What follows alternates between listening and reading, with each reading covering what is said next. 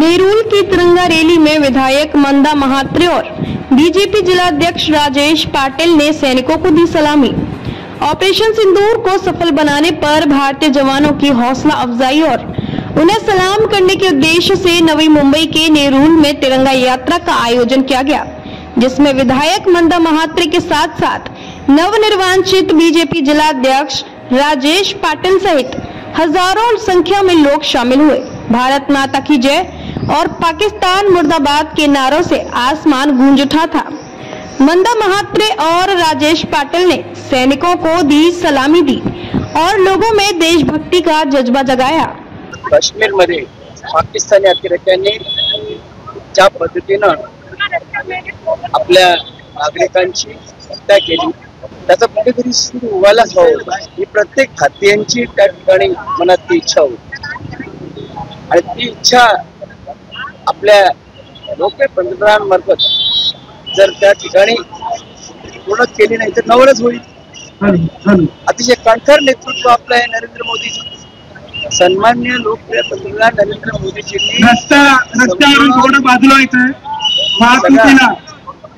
सगळ्या दलांना एकत्रित करून, सगळ्या आपल्या विरोधी पक्ष नेत्यांना देखील एकत्रित करून, सगळ्यांबरोबर सल्ला मसलत करून पाकिस्तानला कशा पद्धतीने धडा शिकवला पाहिजे, तो धडा शिकवला नाही तर त्यांना ठेचून काढलं। अतिरेक्यांची जी तळ होती ती तळ उद्ध्वस्त केली, त्यांचे सगळे एअरपोर्ट त्या ठिकाणी जवळपास उद्ध्वस्त केले। शेवटी क्षमा याचना करू लागले, परंतु ही तात्पुरत्या स्वरूपाची स्थगिती आहे।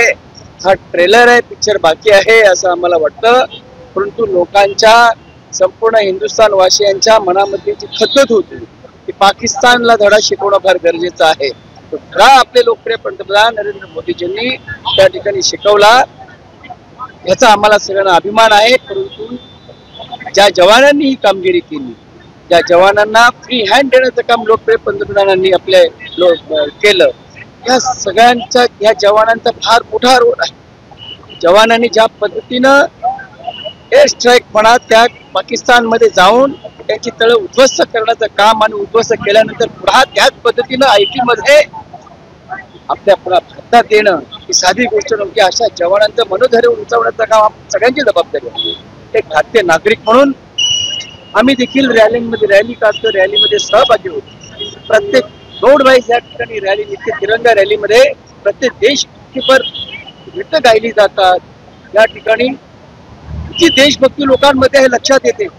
अगदी ह्या 2-3 तासाच्या फरकामध्ये या ठिकाणी शेकडोच्या संख्येने जेव्हा नागरिक उत्स्फूर्तपणे जमा होतात त्यावेळी देशभक्तीची आपल्याला कल्पना येते आणि देशभक्ती जागवण्याचं काम आपल्या जवानांनी केलं, आपल्या लोकप्रिय पंतप्रधान नरेंद्र मोदीजींनी केलं आणि त्यांच्या सन्मानात त्यांचं मनोधैर्य उंचावण्याच्या दृष्टिकोनातून जवानांना सलाम करण्यासाठी त्यांचा आपल्याला सार्थ अभिमान वाटतोय।